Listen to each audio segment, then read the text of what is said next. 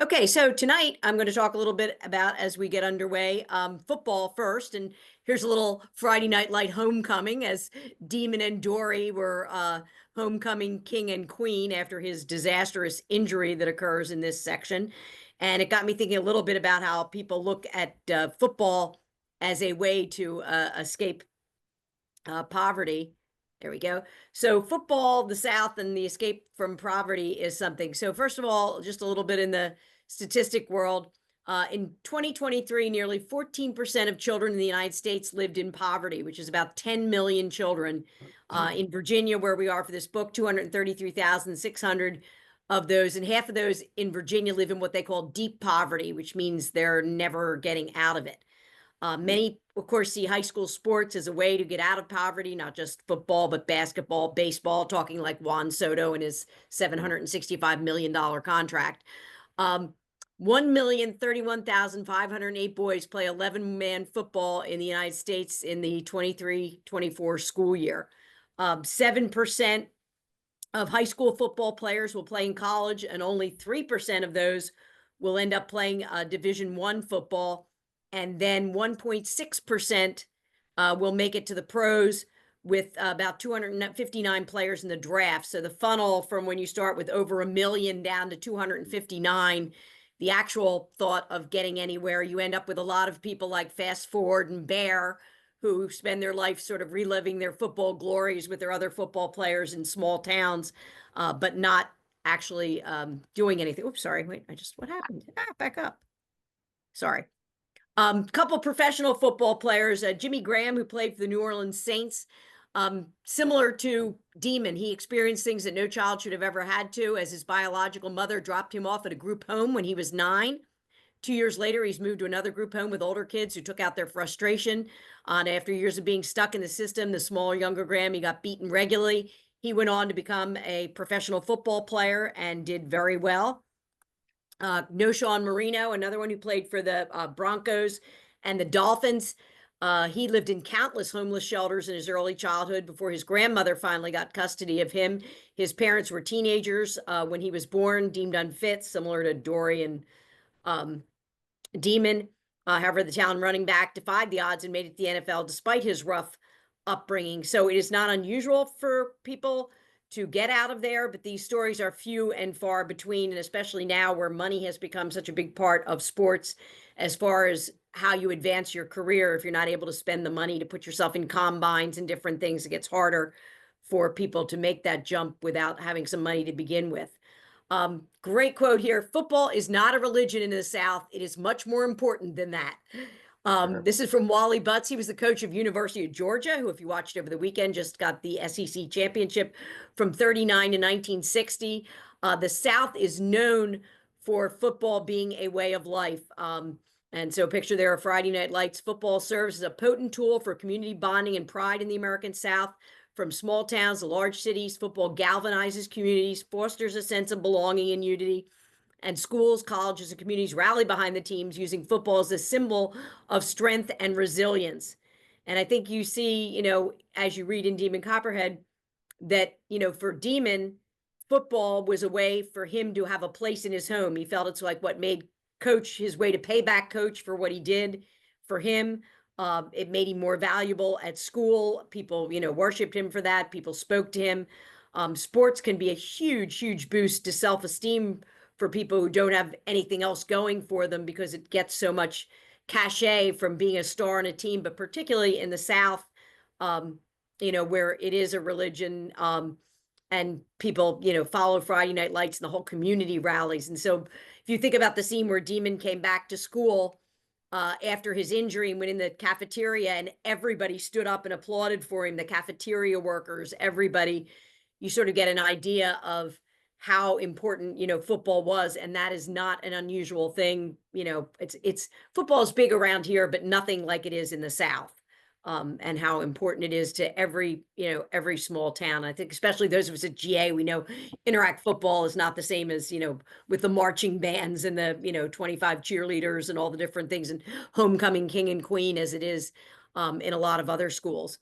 Now, the next thing I decided to, Excuse me for yeah, interrupting, but I live in the South. I live near Augusta, Georgia, although I'm still in South Carolina.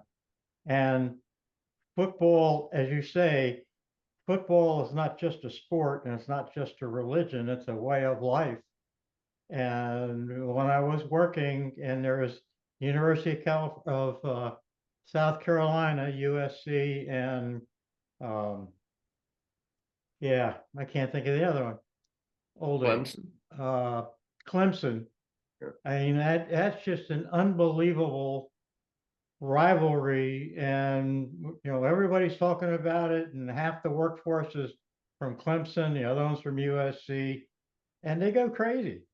And then you have Georgia Tech and University of Georgia, and they actually have, I think it's Georgia, when UGA plays USC, Augusta has a game day on Friday night before the game.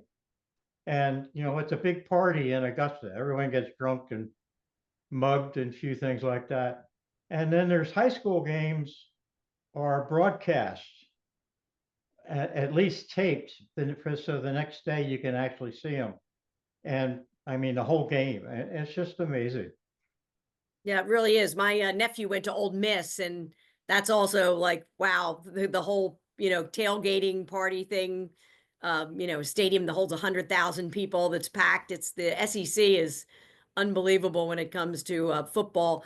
And so it sort of just gives you an idea, not just in the book, but, that this is something that's huge for people, and how, for Demon, it was looking like it was going to be his way out. And as that chapter started, I was just saying to Kendall, and chapter 41 starts with, where does the road to ruin start? And, Getting did it hurt. start with football being his thing, or how did, going downhill from there?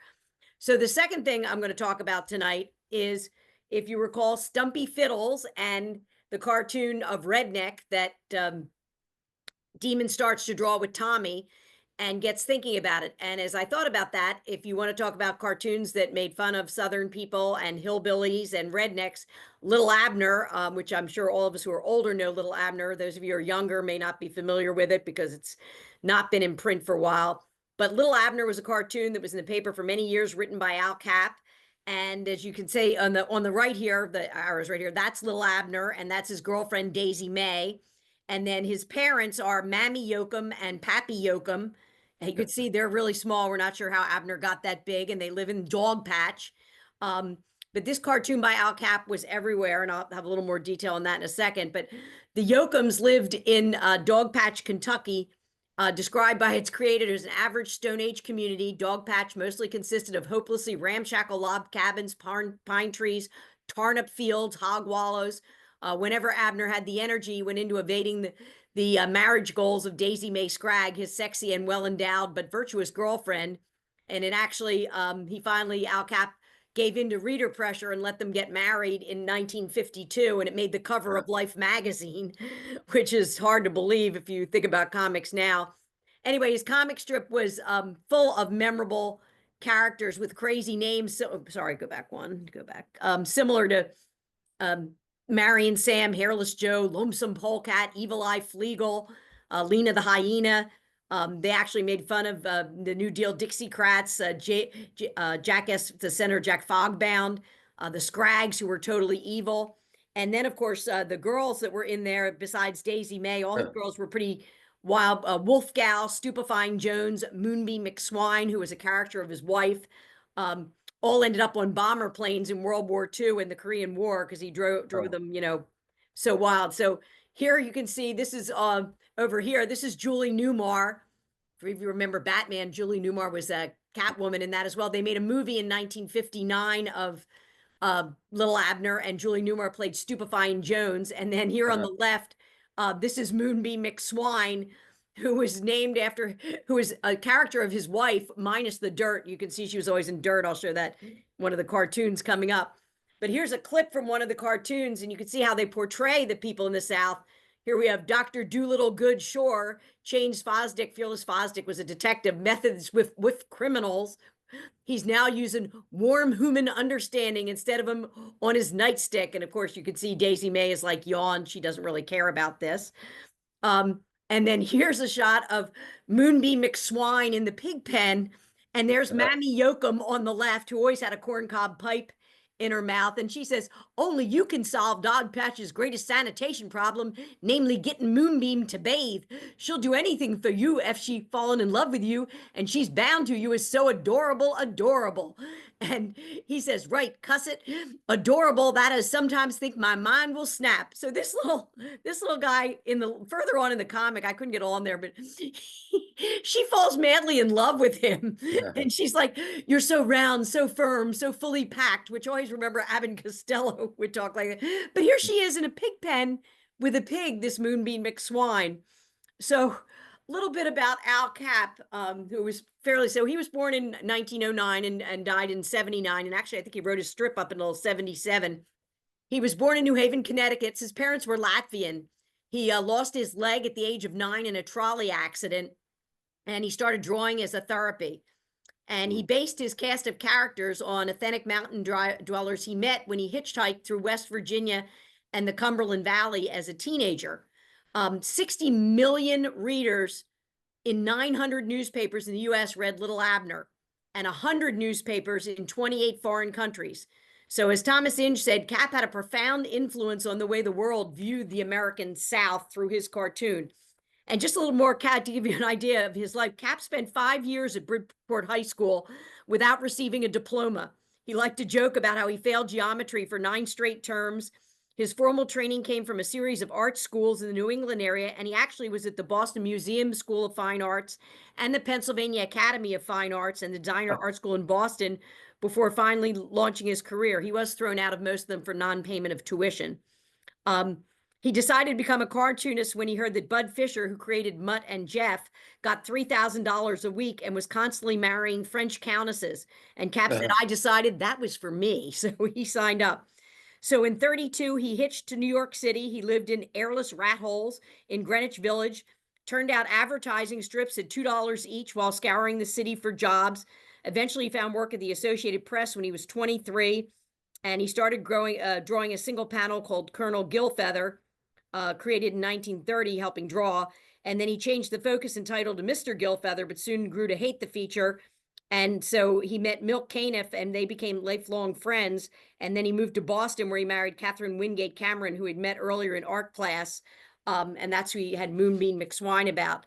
So he started out drawing things at $2, similar to Demon, who was drawing his cartoon strip for free, having no idea what it was worth. And of course, Demon ends up getting $50. But it's interesting with Demon trying with Stumpy Fiddles, trying to draw something he thinks is authentic to the hillbilly culture that he lives in and makes them heroes. But you can see from Al Cap and Little Abner how a culture can be affected, how people portray them. And so many people think of the South, particularly older people, of, who of Little Abner when they think of the South and Mammy and Pappy Yoakum.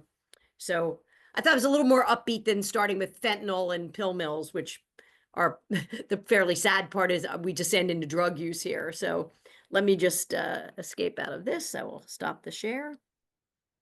So we have in these chapters, how do we see Demon grow or regress? How does Tommy become a major player in the novel? A quote, in my time, I've learned some surprising things about the power stacked against us before we're born. But the way of my people is to go on using the words they've always given us. Ignorant bastard, shit happens. From a TED Talk, and I cannot pronounce that first name. Amanda. Thank you. Stories matter. Many stories matter.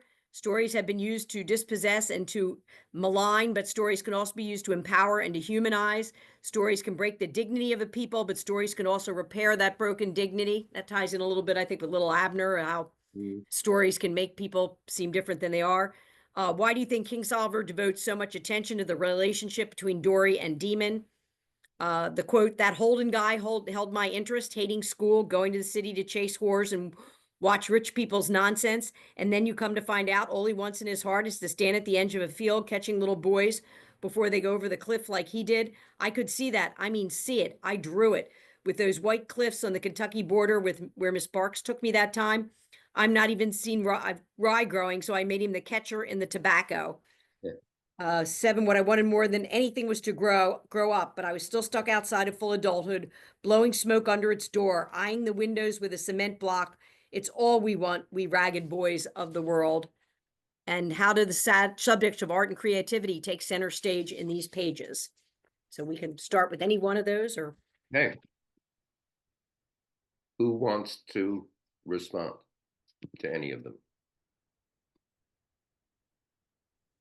I'll jump in. All right. I was Okay. surprised by the dire description of the way they lived and the accommodations and the struggle. But when they took the road trip and saw the city and described how bad that looked to them, you know, the houses close together and how the people live like that. So it was a contrast I didn't expect. Yeah, and it's not unlike his first reaction to Knoxville. You know, it was just like, you know, yeah, I mean, there are a lot of cool things about this city, but you have all these people and yet you don't see anybody. You know, there's that sort of lack of human contact there. Yeah. Yeah, so that's a good point.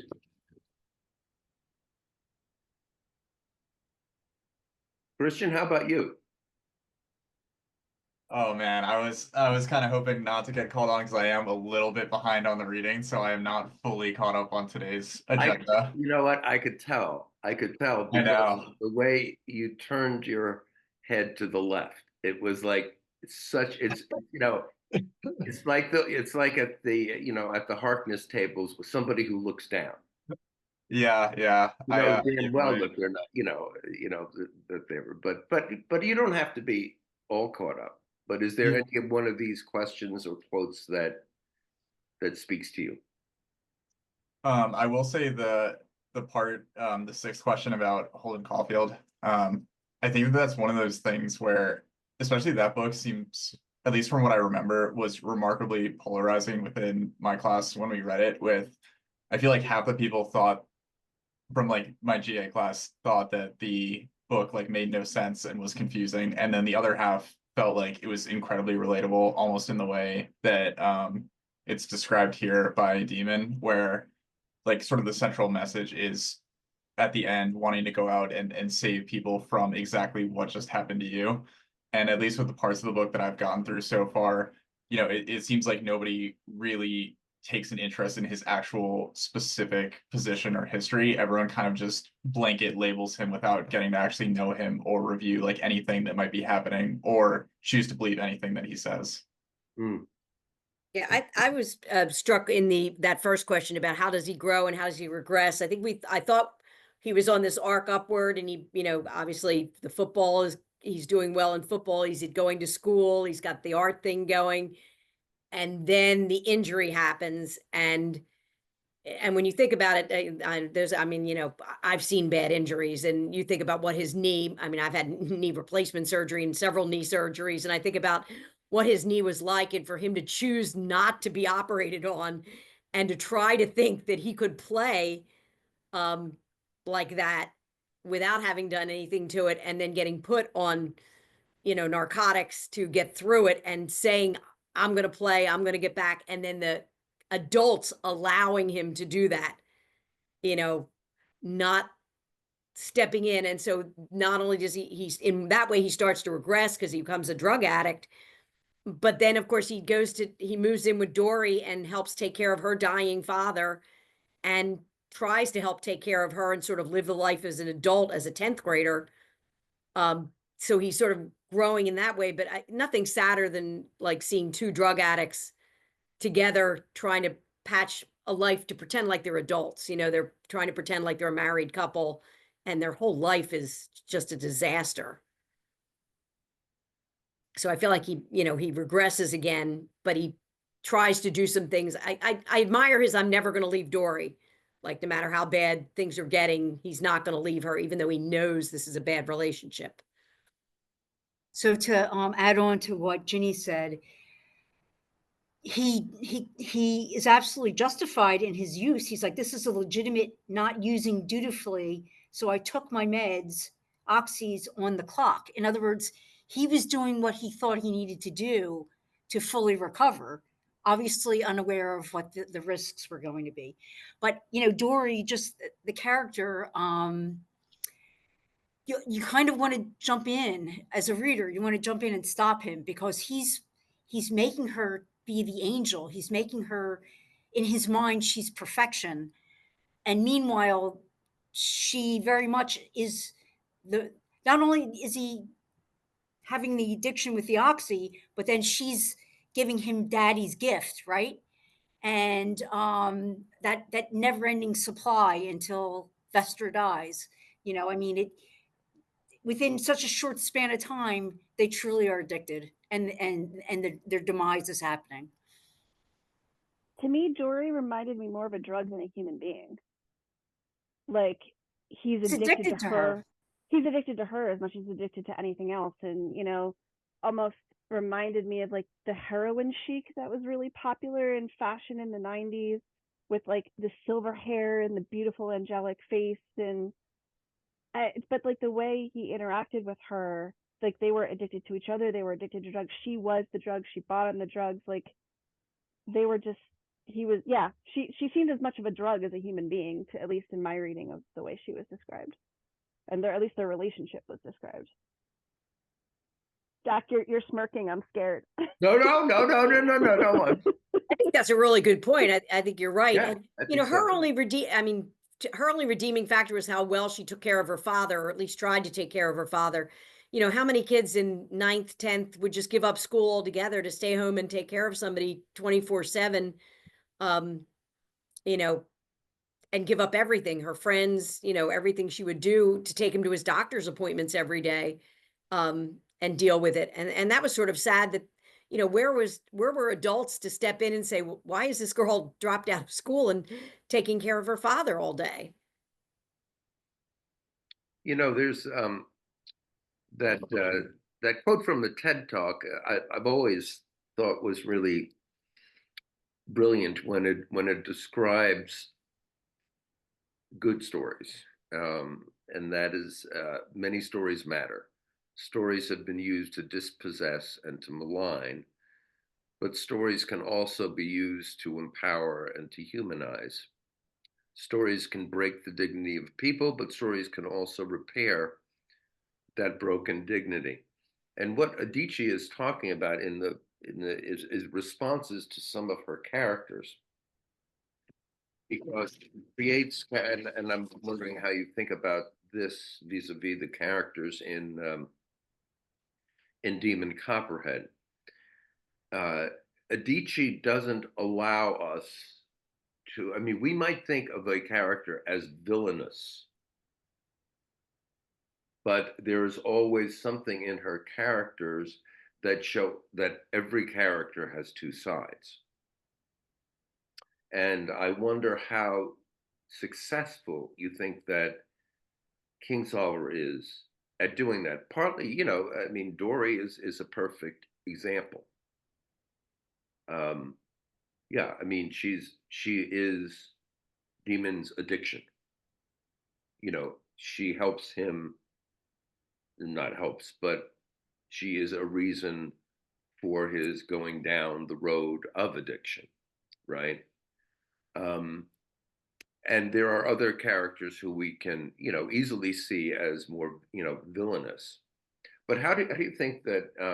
Because in a way, if Kingsolver is trying to get us to sort of re-see the South, re-see the people that she knows so well, how successfully is she showing those two sides? The idea that there is never a single story. I guess I might say, outside of his relationship with Dory, I think the relationship with him and I guess Miss Annie and her husband, I can't remember his name. I think for me, I connected a lot with the point where, they have him over for dinner and, he's like, I think they were trying to get me to break up with Dory, that like, she's not really good for me. And he's like, you don't understand. And I think for some reason, I feel like I saw myself as those two teachers in the way that it's like, come on, you can do it. Like, get on your feet. Like, it's not that hard. And it's like, it is really hard. Yeah. And I feel like that was a point for me where I was like, ha, there's that entire story behind the like, just break up with them, And I just thought that was really interesting. Yeah. I like too that was a really good Armstrong and Annie, they have such the ideal life. They're in the vine covered cottage, and they really love each other. And you can see, and he could see what their relationship was like, and see how his relationship with Dory was sort of nothing like what theirs was like. And even though I think he could see that, he still couldn't see that he should give her up. I'm never going to give her up, even if my relationship's not anything like this loving relationship I'm looking at. What doesn't he recognize though? Like and it, totally makes sense that he doesn't recognize it. But what is it that he doesn't recognize that that causes him to be addicted to Dory? Even though, I mean, we come up with a whole bunch of reasons why she's not good for him. She's not good for him. Yes, I mean, but she does take care of her dad. And the question might be, well, in that world that we've entered, what else would you do? Of course, you'd take care of your dad. And again, it's I mean, I'm always thinking about how my eyes are viewing this, and in a way, it's like, well, yeah, I can get why Dory did, because among other things, what is her future? I mean, so what? So she finishes high school, and just like Demon, he finishes high school, and you can say that about a lot of the characters. So I again, I think that's part of that single story. We're not allowed by Kingsolver to see her only as part of the single story, even though we can recognize, the negative effects, right, that she has had on Demon. There's a quote on page 319. It says, after the Linda Larson cock up, I was ready to sign up to the Agnes theory of love. Save yourself the trouble. So I think Demon has a couple things where, first of all, he doesn't want to show that Angus is right. Yes. But then also he doesn't have any examples of love. I mean, this is his first love, if you will, whether good or bad, and he's not had any examples of a successful adult relationship in his life ever. Yeah. And he's only in 10th grade. Again, that's the thing you have to keep, or I always have to remind myself, he's only in 10th grade. And, Ginny was saying before we started, she says hello to 10th graders in GA every day. And how do you react to that when you're reading Demon, Ginny? Yeah, I was just saying, it's, you look at the 10th graders you're talking to in the hallway, and you're thinking, could you be living in a house, taking care of an ill man, and spending every day trying to, figure out where your next meal was coming from and what kind of food you were going to eat, and, giving up everything at school? I mean, as Demon says, he's lived a life that's way beyond all of the kids he goes to school with. By the age of 10, he'd lived a life that was nothing like theirs. But I look at the 10th graders, at GA, and think there's no way you people could live like this and manage. And not that you want anybody to, but it just seems such a weird thing when you think about that age. It's the same if you look at the 10-year-olds in the lower school and you think they're, picking tobacco for 10 hours a day and, bringing the stalks in and, making their own dinner and everything. There's no way that's happening. They have all their little snack and somebody said ready to go. Yeah, somebody said last week that it was like that parts of the book seem unrealistic, and I'm wondering how in these pages, particularly because you see them descend into addiction, you see them playing all the games to get the drugs, and some of those games are actually, they have to use their wits in order to get the drugs. But and again, I wonder if it's when I start saying, yeah, that's not, this just doesn't seem possible. And then there's the other side of me that says it doesn't seem possible because you don't know it, you know. And I do some literacy tutoring with a fellow who's in his mid-30s from Philadelphia who was, you know, really shafted by the Philadelphia school system. And he started off with me, you know, reading at the 5th grade level. And his reading ability has affected any kind of promotion he can get at his job.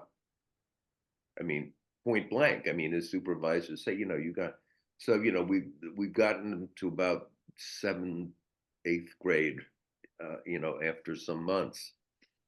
But he, you know, I'm often, I mean, he thinks of sort of my life as unreal. You know, I mean, he said, I mean, he will say, he said, so you live in your own house? And I say, yeah.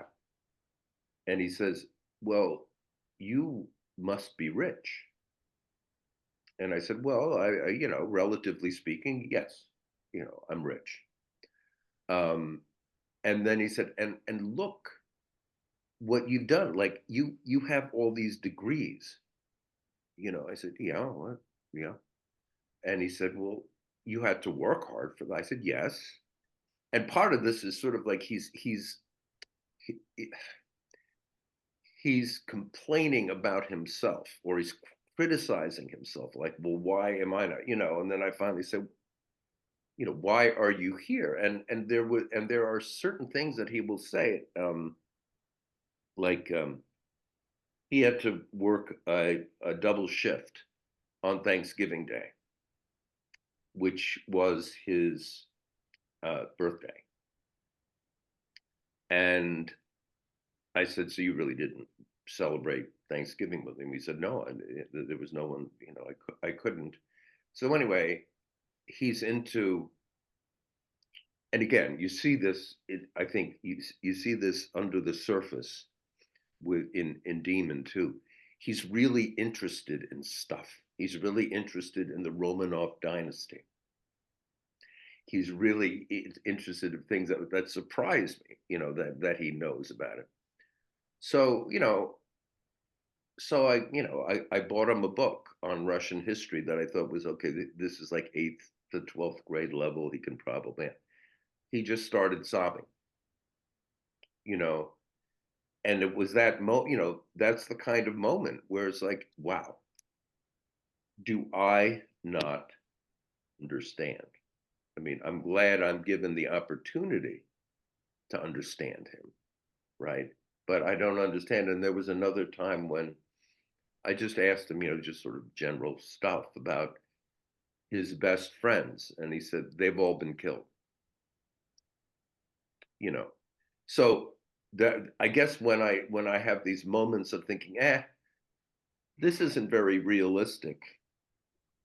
When I look at the lives of some of these characters, you know, I then have to say to myself, what the hell do you know?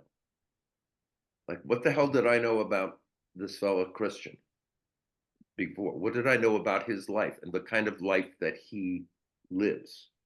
You know, so again, I think that there is some sympathy that we're asked to feel for a lot of the, I mean, not Kent. Like, Kent is the baddie. I mean, you know, there's no question about it. But actually, the question that I was kind of circling around was, there is something in these pages, although they're, you know, damn depressing, and the more, you know, you get into them, I mean, down to the details of you know, of Dory shooting up between her toes, you know, I mean, you know, and every detail that follows in that vein. But there is something in these pages that I think helps, doesn't it? Doesn't make the awfulness less awful, but it certainly shows and that hope that I think we've recognized as something that um, you know, that demon has to have. And where do you see that hope in these pages?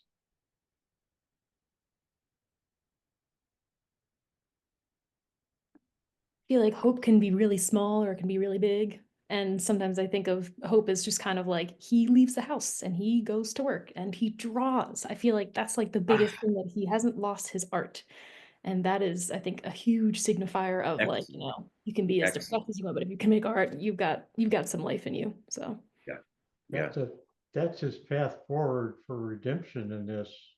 And that's about the only way out. Yeah. But one thing earlier, you know, he's got experience in taking care of important people. And I think he's got experience in love too. And that's his mother.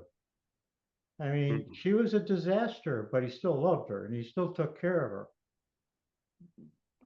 Dory is a disaster. And he still, well, he thinks he loves her at least. I'm not sure. But he's going to take care of her because she's like his mother. Yeah, one thing that interested me too was that at one point I was really surprised. I remember the first time I read it and the second time I was just as surprised when Angus, because he says, he says to Angus, "You don't like Dory, do you?" And Well, it's just a shame. She could be nice if she got off the drugs, but I doubt if that's going to happen. no, right, but Angus says, "Well, she's made you happy." That And is why she Maybe likes her. originally, Yeah. that's what surprised me. It's like, wait a minute, originally she did, but not Yes. recently. Yeah, yeah. One question of hope I don't understand is his wish to see the ocean and his couple attempts being blocked. But why was he so interested in the ocean? That's a great question. I mean, then that starts very early in the book, and then it resurfaces, um, from time to time. What are you making of the ocean? Because we had So- another failed attempt in these pages. I mean, there's a line, it says, it's on page 281. I was born to wish for more than I can have. No little fishing hole for demon. He wants the entire ocean. Yeah. Also, I mean, the ocean just usually is symbolic of like peace and serenity and just meditation and calm. So it's interesting that he seeks the ocean. He has no idea what the ocean is, but That's a good point. That's I a feel great like it's kind of also just like this, like he's like reaching for that calm, and the ocean is symbolic of that. What else does the That's on ocean? a quiet day at the beach, Yeah. like in Jersey. But you go to sea and you get in a storm, you've never seen anything like it, especially when you're rocking 45 degrees either way. I mean, it's, and most people don't know what the ocean can do. I think, And yeah, there are a the lot of ocean, ships that are disappearing still because of the ocean. The rogue wave. I think the ocean is like the great unknown out there, and it's something he doesn't know that he really wants to see. But you start with his first trip, and then you have his second trip now. And if you remember, and I won't know the page number, but one of the chapters ended with him saying, "Agnes is like an ocean; she's so Yes. still and deep." And that's something, once again coming back to the ocean. But even if, like with his trip to the aquarium where he sees the sharks, and so he knows there are bad things in the ocean as well. There's ocean can be extremely dangerous, both in terms of waves and in terms of what lives in the ocean. There's a lot of things that can kill you, in the water. But it's such a great unknown, and he keeps trying to make that journey and falling short each time. This time he was only an hour away when they cut him off. And he had to go back. And although they did the lake with the little beach, he said that's not an ocean. You know, that's not what he's looking for. You know, he's definitely searching for something that he hopes the ocean will bring him. One of the That- conflicts I keep coming up with is how much is a replication of what's in David Copperfield. So I've tried to read both and try to see if it's a parallel that she's trying to follow, and I haven't been able to do that very well. I got overwhelmed with it. But is there anything in David Copperfield that would be similar to the ocean search or the quest to go out that way? Yeah, I was gonna just jump in and add to what you guys are saying, that I feel like, I think when I think of the ocean in like a bigger form, I think of, it's like all water leads to the ocean. So like some kind of destiny, like he's searching for his Yeah. destiny, like where he's gonna be, because he's gonna end up at the ocean eventually. And it's kind of this interesting parallel to see him sort of figuring himself out and trying to figure out what his destiny is going to be, while having this idea that it's like, that's the finale kind of like figuring yourself out is. And he has no idea of what it's going to be, but it's a reason for hope. It's Yeah. almost like the lack of understanding what it could be Yeah. gives Yeah. it more hope, right? Because you can you can dream about what you don't know, right? And in a way, it can be a much more positive dream than dreaming about what you know, and that you say, okay, well, I'm going to get there because I know what it means. So I think it's now, as far as the Kendall, Kendall, yeah, jump in, Kendall. you don't have to Fine. raise your hand, Kendall, at all. Trying to be polite. I understand that. As far as what, I mean, in David Copperfield, I mean, the ocean is important, as is water in general, because of David's association with the oceanside house with Peggotty, and then when his benefactor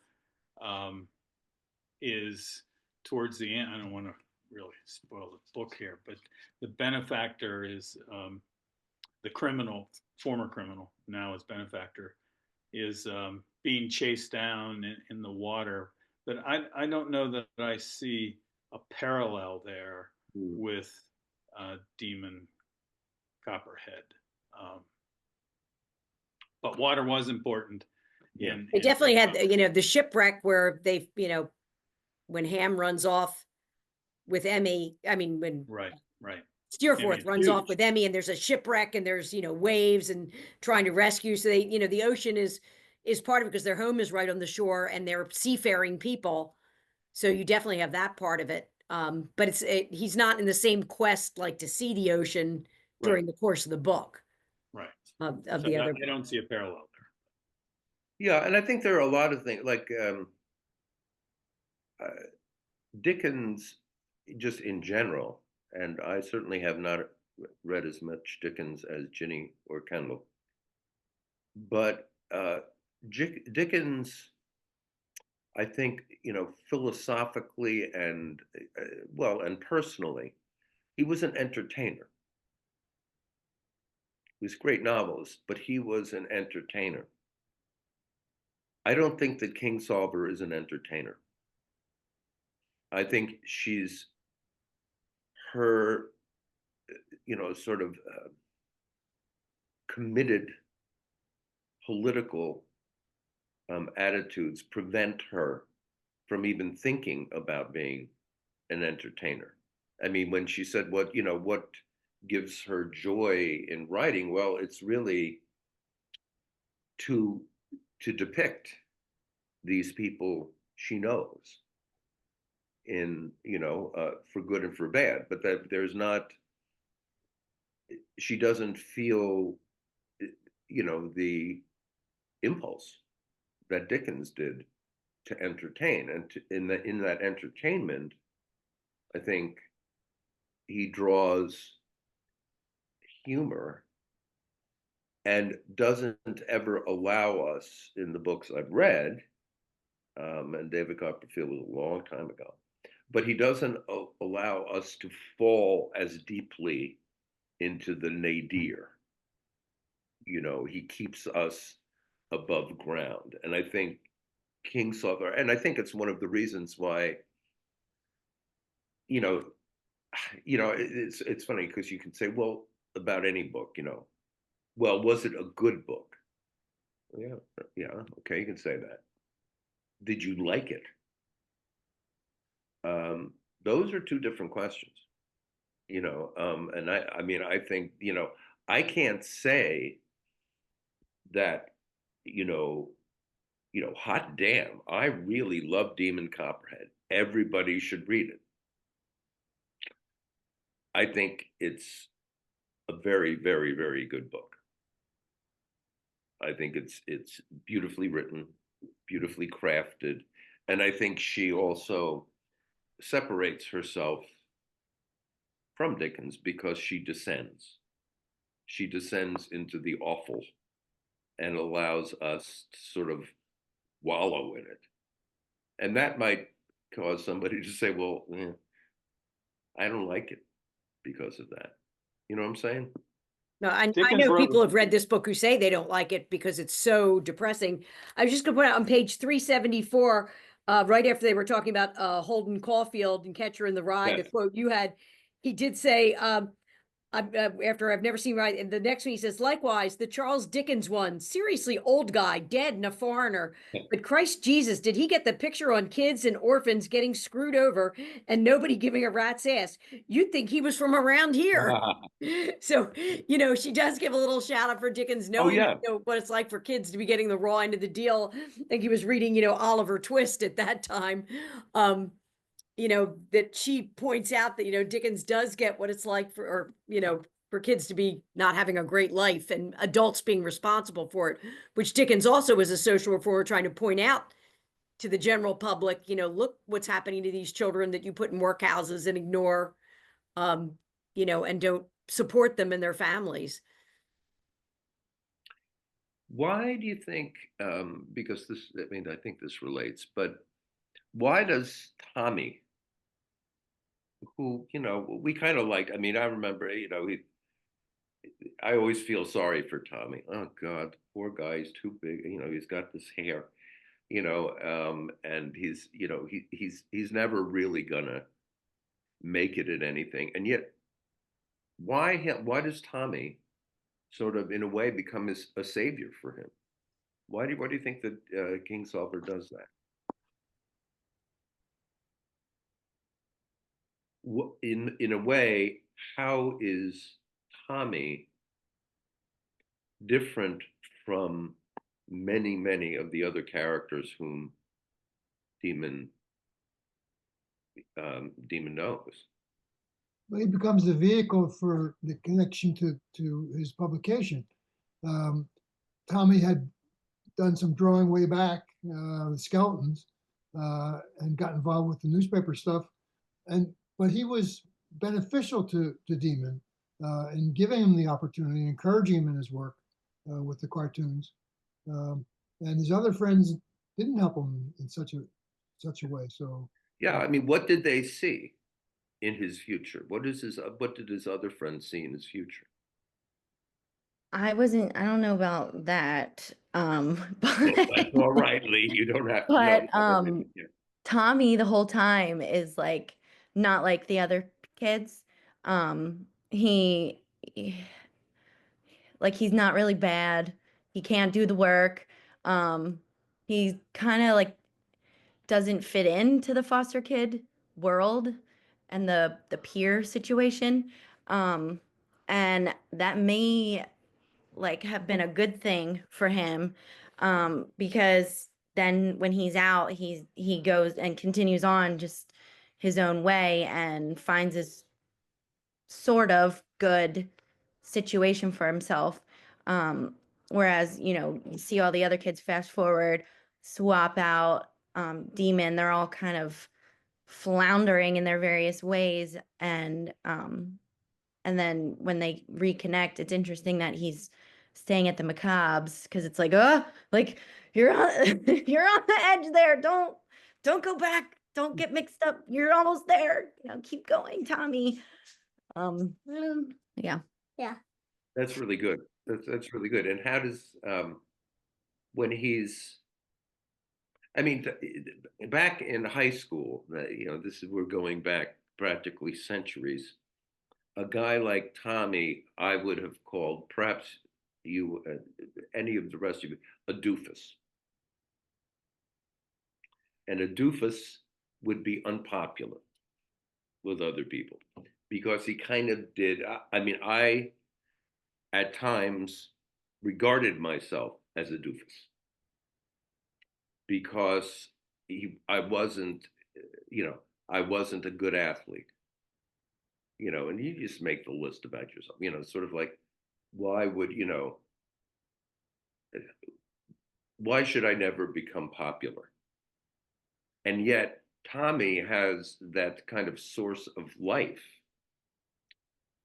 that enables him to, you know, I mean, and Demon even talks about how he has essentially shunted maggot aside. You know, well, that's, and why is that? Why does he do that? I feel like Tommy is a source of hope always because he has such a positive attitude. No matter, he's been through all the same things Demon has, Yes. you know, abandoned. He lived at Creaky Farm. He's had all this stuff. And yet he remains optimistic when he comes across him again. He's got a job. He's working steady.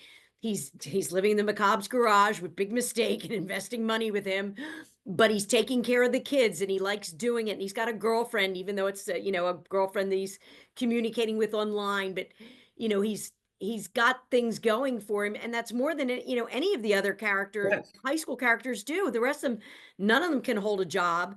You know, none of them are having an optimistic view on their life. Tommy keeps things pretty bright, and he does a good job at the newspaper of, you know, he shows some ambition there by asking him. They draw, and then he realizes the drawings are good, and he says, you know, why don't you do a comic? Let's try to slip those in there. And you know, it really turns into something for Demon, where Demon says to him, you know, look, we're gonna get the $50 a week. We're gonna split that because you're gonna help finish some of this work because he's too strung out to, you know, be able to do everything. So he can hack out the ideas, and Tommy can do the coloring and finishing off the comics. But he's optimistic and keeps sort of like a steady idea that things could get better. Like he's an example of things could get better and they can continue to get better. Even though, you know, Demon at time makes fun of him and, you know, ridicules him and, you know, talks about as having, you know, his virtual girlfriend, but his life is better in so many ways than Demon or any of the other kids. And yeah, I think that's absolutely true. And so the question is it random that things have worked out for Tommy?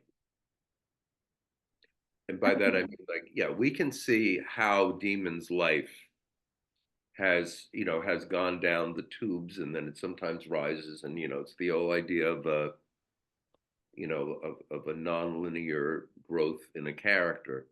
But is there anything that we can point to? I don't know the answer to this at all, but is there anything that we can point to that given his background, that makes Tommy the one or the most positive young person that we see? Is there anything in his background? Both of his parents are dead, which like seems silly, but it's like maybe he was able to, I don't know. This is me just throwing stuff out there, but he could have created stories for them that were maybe a lot nicer than what a lot of other kids who had parents that did not care about them had. So he was able to create a better story for himself, and maybe, you know, like Demon can imagine the ocean is, you know, this mysterious thing, and so it can be good.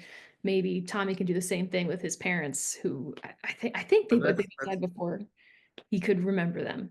So maybe He that's did why the flowers for them and stuff everywhere he went. he, Wasn't that yes. Tommy that he was like insanely immune. And maybe it was just, you know, him being able to create a better story for himself than the other kids could, because they already had a story that was really sad written for them, you know. And so what King Solvers might be doing is saying, yeah, there are the Tommies and there are the Demons, but there are also a lot of fast forwards. I think I think- Tommy always marched to his own drum, and Mm-hmm. he was slightly oblivious, maybe on purpose, and that insulated him. I don't think he cared what other people felt about him or Uh-huh. thought about him. Whereas, there is some element of kids being cool and getting caught up in the stuff that cool kids do, like Demon. Yeah, that's what I was gonna say. Like, it was. I mean, it was the knee surgery or the knee injury that really got him into drugs in the first place. But it was the fast forwards of the world that really and then Dory that pulled him into that life. Whereas Tommy was never a cool kid, so he didn't have like the cool kid pressures, going to the parties, trying to kind of make the friends and that peer pressure to kind of fall into that life. And then of course I think at one point he said like being an addict a full-time job. He So, does, yeah, that's great. so you've got, at that point they're just he is working, it's just his job is being an addict at that point, which then Tommy automatically is a step ahead of that because he has time and space to actually have an actual full-time job that's not addiction. And I think it's important too that Tommy realizes that, I really can't have Demon here in the office. That to me is such a mark of maturity. Even though he's such a dear friend, he can't, he's got to look out enough for himself to not ruin his chances at advancing in his own small way. Back to that, the idea of looking looking at the single stories, we see here how, and many of us have talked about it, about the culture of football and its positive effects on the, on the young men of in that section of the world and in our section of the world or whatever. But there are a lot of things that that Kingsolver could have Demon become successful at. And if you want to look at something that probably contrasts quite a bit with the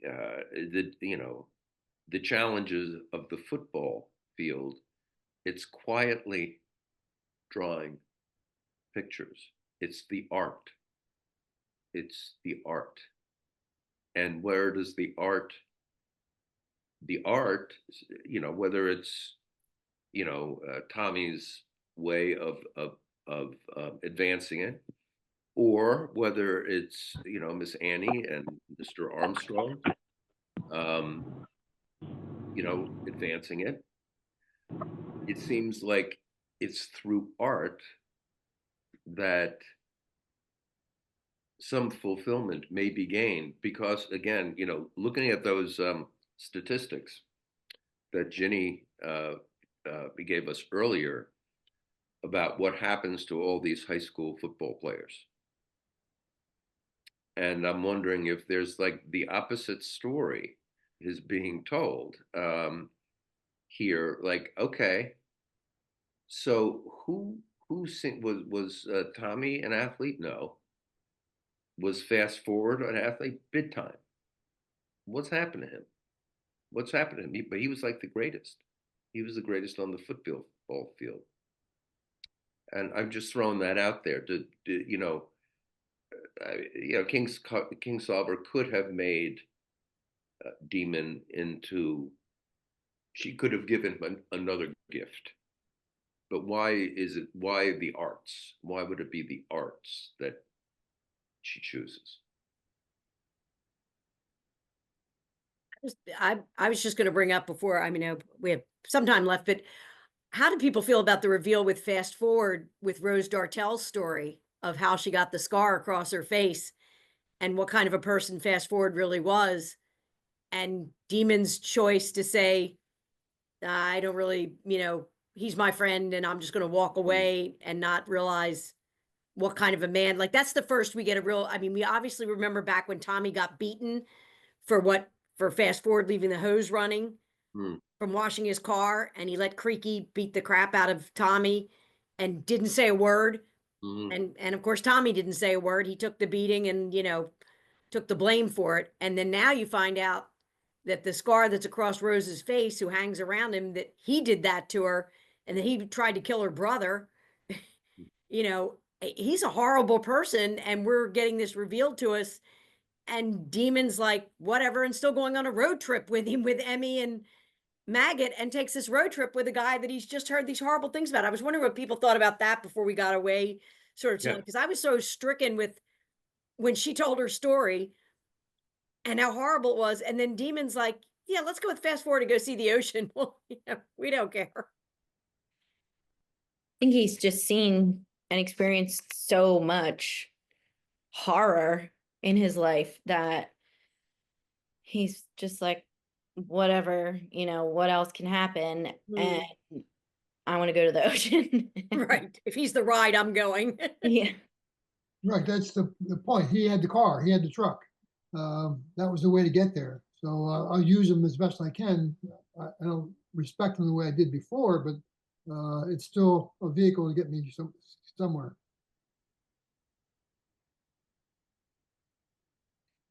One of the things I was struck by was the description, and we've talked about it a little before, is the drug description, Mm.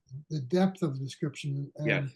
and the number of characters involved in that area.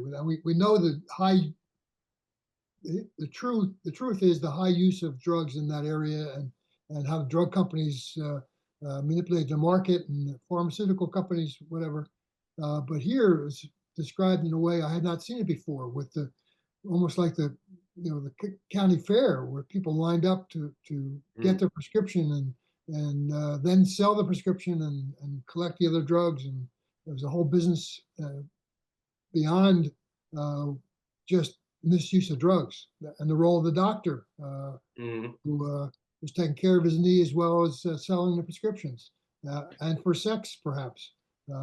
It's just a very messy description of what's going on. Yeah, pill mills were huge both in Virginia and Florida, and places where, produced pharmaceuticals went in there with all the oxy. And so people would just, do whatever they could to get their prescriptions. And then some of them were selling them, when, trying to think, it wasn't Dory said to him, but when he said he didn't have any money. And she said, you've got that oxy that'll sell for $80 a pill. Yeah. You can get yourself some more money with that. It's worth a lot. So people getting prescriptions that they didn't even necessarily need the medication, but could get it and sell it to make even more money, because Medicare was paying for it, or Medicaid. If you remember what I said the other week, most of the addicts between like 37 and 57 years old. These weren't teenagers that were getting the drugs prescribed and, getting hooked. They were older people because their insurance would pay for it. So is there within the novel a criticism of the football culture? But you were talking about Maggot before, and I think that his and Demon's relationship split when he became this big time football guy, because he said he would still say hi to him kind of in the hallways or here and there, but Maggot was definitely like different from the normal kid, and he just probably wanted to stay away and keep his cool persona. And then with the injury, that's when he reconnects actually with Maggot. And like when Mr. Peg dies. And I think the whole art aspect is like it's such a nice way, like writing as well, to express your feelings and your emotions and your experiences of the world. And through what he chooses to draw, when he chooses to draw, who he draws with, I think we get a different perspective of him as a character in the story. and how he feels and his view on what he's experiencing outside of what we're reading about him and his experiences. That's really good. That's really good. Other? To I the do think with football football, like, go ahead, Rachel. it feels an explicit. He's very harsh on the football culture, at least Yes. my interpretation of it, because it's almost like when was it Angus is like, you need to talk to an adult, you need to get help. He's like, adults got us into this mess. Like this was an adult and where were the adults when he got hurt, when he wasn't getting the surgery? And you still see this too, where like, I don't care if you had a concussion, you're going to go back in and play. You're going to put the utmost pressure on your teammates or your classmates or to go back in. It almost reminded me of like the stereotypical like guy that peaked in high school vibe that you see in like sitcoms, except in a much less jovial portrayal. But people just living their glory days back when they were huge in high school. But then also just seeing what football, like what that culture can do to you, because it's people can skate on it and just okay, so my husband refs high school football, so he actually was just at the Virginia State semifinals, and there was a kid that got ejected for violence. I think he headbutted another kid. I was like, oh, he doesn't care. He's already a Division I commit. Like he can do whatever he wants because he's already signed his papers getting into Division I football school to play football. So it doesn't matter if he gets ejected because he headbutts a kid. So it's like the adults are letting them skate on doing things that they shouldn't be allowed to do, and they're encouraging the kids to go back in and play when they shouldn't be, instead of getting them the treatment that they need. And football trumps everything else in that sense. So I definitely got a lot of that when I was reading those parts. I guess I did too. Sorry, this is Linnea. I just jumping on. Oh, Linnea, hi. Hello. Sorry, I had a event, but I don't know. I also saw football as really a way for him to potentially get out of Lee County, and it was such a way for him to like excel. And I don't know, I saw it as more in a better light, I guess, because it seems like he was exceptional at this one thing, and also art, which is such a blessing to have two things that you're seemingly very exceptional at as a student, especially from where he's coming from, without much, parental support or anything. But when it came to football, like, yes, there are all these like horrible things that just kind of come with most sports that are impact like that. But I saw it more in just in a better light, because I thought it had the potential to kind of save him in a way if he hadn't gotten injured. Is it hope or is it false hope? Because, I bet you Fast Forward was probably expecting to get picked up and to go to bigger things. If you go back to the statistics that Ginny had in the beginning about this many million kids play football, this many kids play Division I, this many kids actually do bigger and better things. And of course there are the success stories, but it's such a small percentage that compared to the people that give their whole life to the sport when they're in school. I think too, the culture of you're only as good as your last game. What I think was negative that I noticed myself that I thought about is how his teammates just dropped him. Like once he wasn't the star and he wasn't able to play or do anything, they weren't real friends to him. They didn't stick by him or say, come out to practice, or we want you to still be part of the team. They were like, you're done, goodbye. They don't, they would pass by him. Nobody talked to him anymore. Once he was finished, they were finished with him. And the only adult that was trying to help him was June. June came and said, this knee needs to be operated on. Why aren't you having surgery? You got to get off these drugs. She got in a big fight with Coach. And of course, Demon said, well, who knows better about this, Coach or you? Coach knows about football injuries and didn't follow June. She was trying to get him to get help. But I think that culture of, you've got to play, and you see it now, despite the concussion protocols and everything, people will try to get back into the game because, they think their livelihood, especially high school kids. I mean, that's to me is the whole tragedy of this concussion thing, because most of what is about concussions is not things you can see. People have to tell you how they feel, and kids will lie because they want to get back in. And once they've had a concussion, they do one of two things. They either want to coast on it so they don't have to do their schoolwork now, like, no screens, no reading. And so I can't do anything and they'll stay out for a while. Or they want to get back like Demon would have and said, I feel fine. I'm good. I'll pass all these tests, put me back in there. And they end up, with another concussion, and kids who try to play through pain or injury because they believe, one, they want to, support the team, or they think their career, their chance to advance to the next level, if the coaches don't see me now to get to college, I'm finished. And that's what's sort of the tragedy about sports, is kids who are risking their health because they want to get to that next level. And when you think about the fact that over 1 million people are playing football in high school and 259 of them are going to end up in the NFL, be drafted by the NFL, that's a really small funnel of people. And if those people, how many last in it as well, get through without being hurt and be able to have a long career. Look at poor, oh gosh, Brandon Graham, who's, had this great career for the Eagles and was playing, way longer than most. And then suddenly, boom, you get a, torn tricep and it's over. Well, and I guess too, in the context of the, the setting of the book, is a career in art really possible? Or what's, like, what are you going to look at? What are you going to try to look at to change your life? So it makes total sense that, the football culture, but it just doesn't, it's sort of, it's a necessity, right? I mean, it's a necessity for the area, and therefore it may work in a few instances, but it's not going to work.